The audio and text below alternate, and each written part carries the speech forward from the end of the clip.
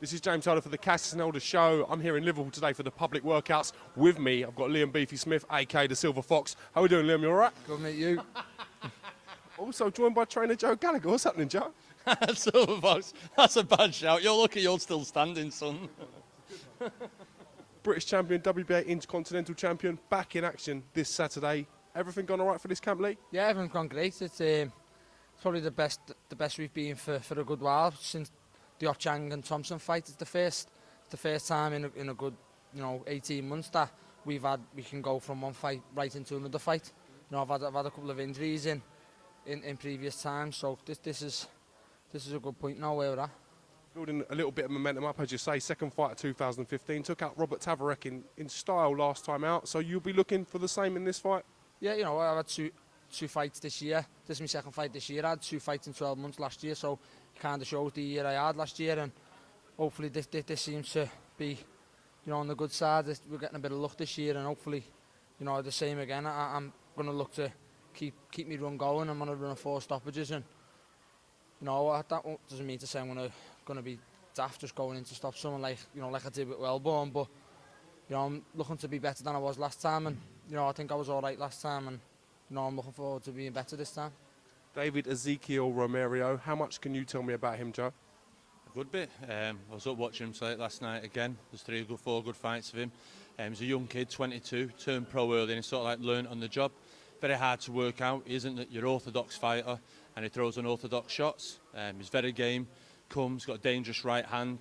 He throws a lovely right uppercut with it, and a right hook. So he's very dangerous. I was watching him last night and watching him again, and I just reiterated to Liam before, and I seen him saying, listen, got a tough fight here. This kid's learning job. He's 22 now, and you can see he's beginning to grow and develop, and he's learned on the job, and he's not coming here to lie down. And Liam now is becoming a hunted person, and he's coming over here thinking, I can get Liam Smith's ranking. So I do feel we have a difficult fight in our hands in the sense-wise that he's not technically the best, but he's very crude and he's very hard. So I don't want to be getting caught with silly shots, but Liam's got to be switched on from the bell and go about his work professionally like he always does, and expect a stoppage down the straight.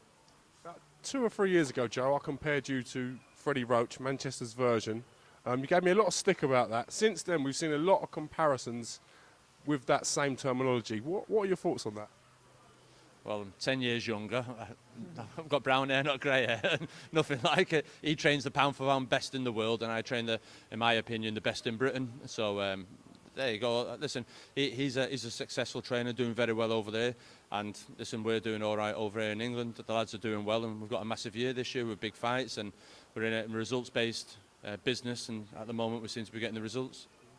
How have you found for this camp? You've got great sparring with Joe and the lads in the gym. Everything's gone as it should be, no hand injuries, everything's all right? Everything's been brilliant. Since the Tarak fight, I was back in the gym on the Tuesday. I sparred my gym mate Marcus Morrison on the Wednesday to help him out for his fight the following week.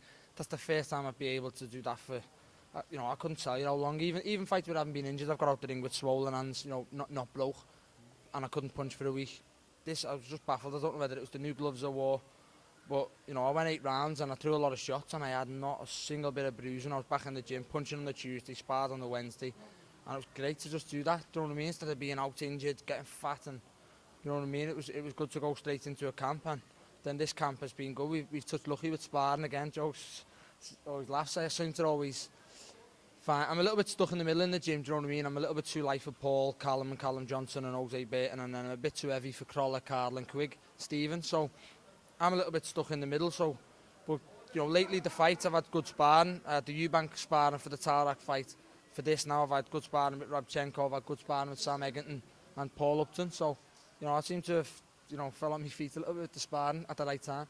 Do the injuries that you've had with your hand affect the gloves that you fight in? For instance, will you try and swerve the puncher gloves? Yeah, definitely. I did. I haven't worn them since I tore my tendon, and I do believe it was them gloves. I don't believe I was just bad luck, because my brothers have done the same injury with the same gloves on, puncher's gloves, and I just think the puncher's grant. They're good for some people, they're just too small for my hands.